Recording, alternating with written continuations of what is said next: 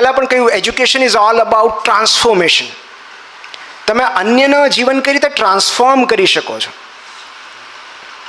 અને આ બંને મહાનુભવો, બંને વિભૂતિઓ, ગ્રેટ મહાન લોકો, એ કેમ મહાન બન્યા?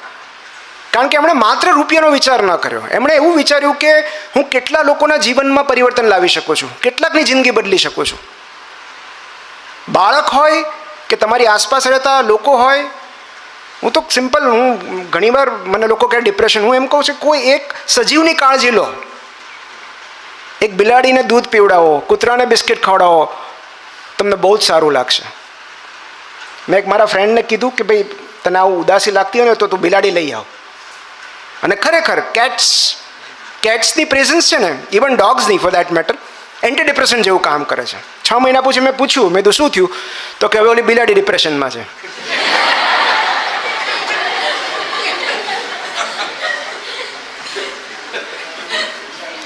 એટલે કેટલાક લોકોનો પર્પઝ જ એવો હોય છે કે કોઈ એક જીવને ઉછેરવો. તમે દાદા દાદીને પૂછો કે તમારો શું, હવે એકી ગઈ બુક વાંચવા નથી ગયા. મેન સર્ચ ફોર મિનિંગ આપણા દાદીએ કે નહીં વાંચી હોય કદાચ. એમનો એક જ ઉદ્દેશ છે, બસ આ મોટી થઈ જાય, આના લગ્ન થઈ જાય ને પછી હું જાઉં. So it is there purpose કે કોઈ એક જીવ ઉછરી રહ્યો છે, એને કોઈ તકલીફ ન પડે જીવનમાં, અથવા તકલીફ પડે તો હું હોઉં ગાઈડ તરીકે. એ જ મારો પર્પઝ છે. And it applies to each and everybody of us.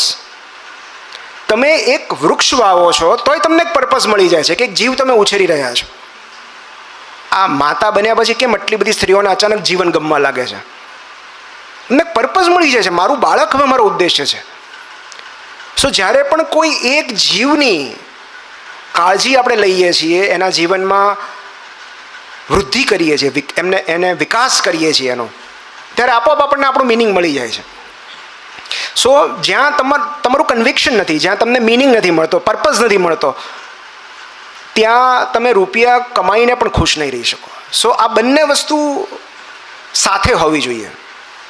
તમે ગવર્મેન્ટ જોબ કરો છો, તમે કોઈ સરકારી શાળામાં શિક્ષક છો, ફાઇન, પણ તમે જે વિદ્યાર્થીઓને ભણાવી રહ્યા છો એમના જીવનમાં જે સકારાત્મક પરિવર્તન તમારા કારણે આવે છે, તો આજે તમને બધાને જોઈને, તમારી આંખો જોઈને મને એટલો આનંદ થાય છે.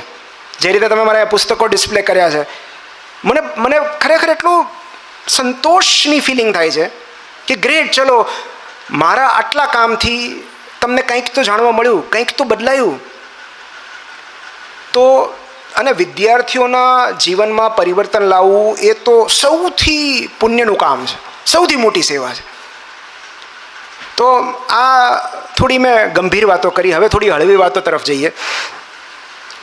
આપણે રેવન્યુ પતાવ્યું, હવે છે રિલેશનશિપ. અને મને એવું લાગે છે કે અત્યારના યુથનો સૌથી મોટો પ્રોબ્લેમ જ રિલેશનશિપ છે. કે જેને પૂછો એને હાર્ટ બ્રેક્સ, અને એનો ઓલો વાત નથી કરતો અને ઓલી વાત નથી કરતી ને. સો રિલેશનશિપ કન્ફ્લિક્ટ્સ સૌથી કોમન પ્રોબ્લેમ છે. અત્યારે કોઈ પણ યુવાનને તમે પૂછો શું દુઃખ છે, તો કાંઈ નથી આવડતું કે નથી સમજાતું એ દુઃખ નથી. દુઃખ એ જ છે કે ઓલાએ બ્લોક કરી દીધો છે, એ હવે વાત નથી કરતો. 6 મહિના તો બધું બરાબર ચાલ્યું, હવે તો ફોન નથી ઉપાડતો. આ દુઃખ છે અત્યારે. જોબ મળશે કે નહીં એની ચિંતા પણ નથી, પણ ઓલું ગમતું પાત્ર સાથે નહીં હોય એનું દુઃખ છે કે હવે મેં તો સપના ક્યાં સુધીના જોઈ નાખ્યા હતા કે બાળકનું નામ શું રાખશું.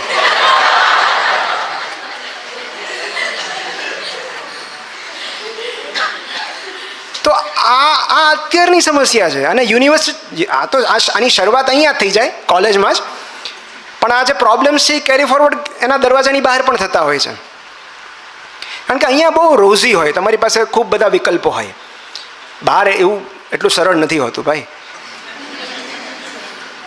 એટલે રિલેશનશિપ પ્રોબ્લેમ્સ, અને આ દરેક જણને હું કહેતો હોઉં છું કે જે લોકો યુવાવસ્થામાં છે અથવા પ્રવેશી રહ્યા છે અથવા રિલેશનશિપમાં જશે ટૂંક સમયમાં,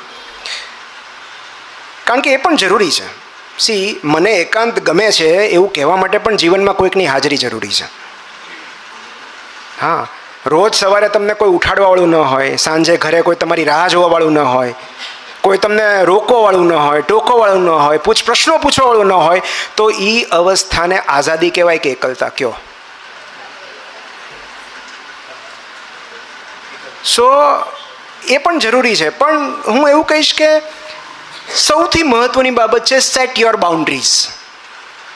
તમારી હદ તમે નક્કી કરો, અને આ બહુ જ જરૂરી છે, જે આપણે કોઈ નથી કરતા. અને બાઉન્ડ્રીઝ એટલે આપણે આપણી જાત માટે બનાવેલા એવા નિયમો જે આપણી આસપાસ રહેલા દરેક લોકોએ પાળવા જરૂરી છે. મતલબ તમે નક્કી કરો કે મારી સાથે આ ભાષામાં વાત હું નહીં ચલાવી લઉં,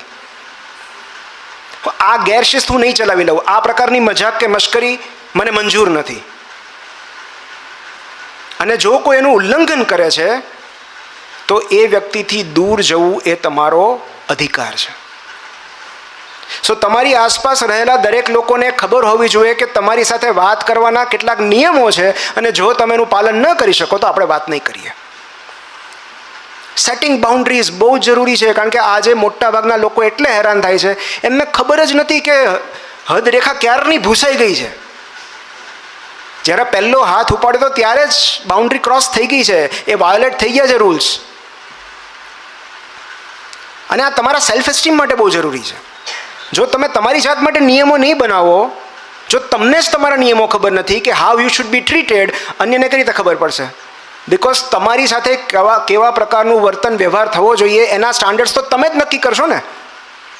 તમે નહીં કહો, તમે કન્વે નહીં કરો સામેવાળી વ્યક્તિને, ત્યાં સુધી એ તો એ જ રીતે વર્તશે જે એમને યોગ્ય લાગે છે.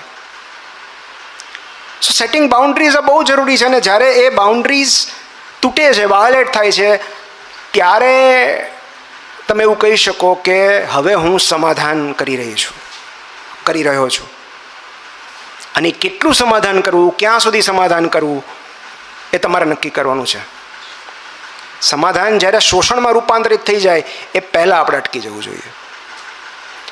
સો આ બહુ જ જરૂરી છે. પણ હેવિંગ સેડ દેટ, સાવ એકલા રહેવું, દરેકના વ્યક્તિગત મંતવ્ય હોય, વે ઓફ લાઈફ હોય, પણ હું એવું કહીશ કે જીવનમાં કોઈકની હાજરી એટલા માટે જરૂરી છે કારણ કે આ જગતની પીડાથી એટલી તકલીફ નથી થતી જેટલી તકલીફ એ પીડા કોઈને ન કહી શકવાથી થાય છે. શેર કરવા માટે તો કોઈક હોવું જોઈએ ને. અને આપણા દરેકના જીવનમાં કોઈ એક વ્યક્તિ એવી હોવી જોઈએ જે આપણી એ ખૂબીઓ આપણને દર્શાવે, બતાવે, જે આપણે ન જોઈ શકીએ આપણામાં, કે આ ક્વોલિટીઝ આ મારામાં હતી, મને તો ખબર જ નહોતી. તો કોઈ એવી વ્યક્તિ જે તમારામાં રહેલા એવા સબળ પાસાઓ તમને કે રજૂ કરે, તમને બતાવે, જેના પ્રત્યે તમે અજાણ હતા,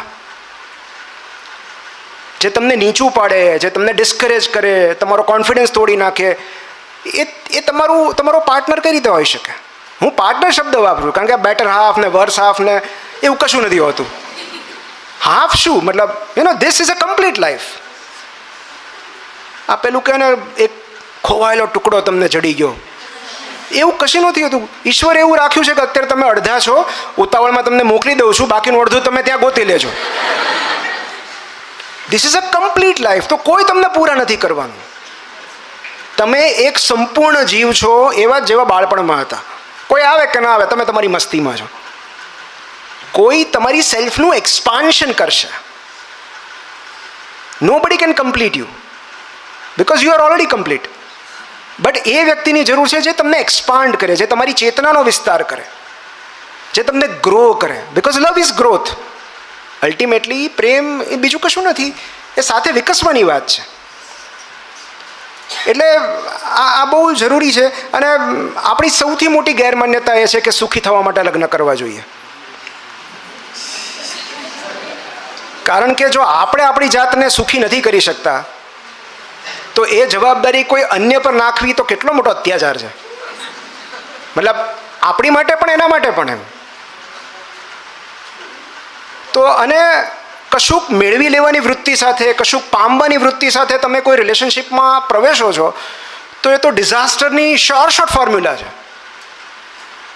તમારે કંઈક જોઈએ છે એટલે તમે જીવનસાથીની પસંદગી કરો છો. ડિઝાસ્ટર જ થવાનો છે બિકોઝ તમે એ રિલેશનશિપમાં કંઈક મેળવવાની વૃત્તિ સાથે ગયા છો. જો તમે તમારી જાતને સુખી, શાંત, સમૃદ્ધ નથી કરી શકતા તો આ જગતમાં એવી કોઈ રોમેન્ટિક રિલેશનશિપ નથી જે તમને સભર કરી શકે.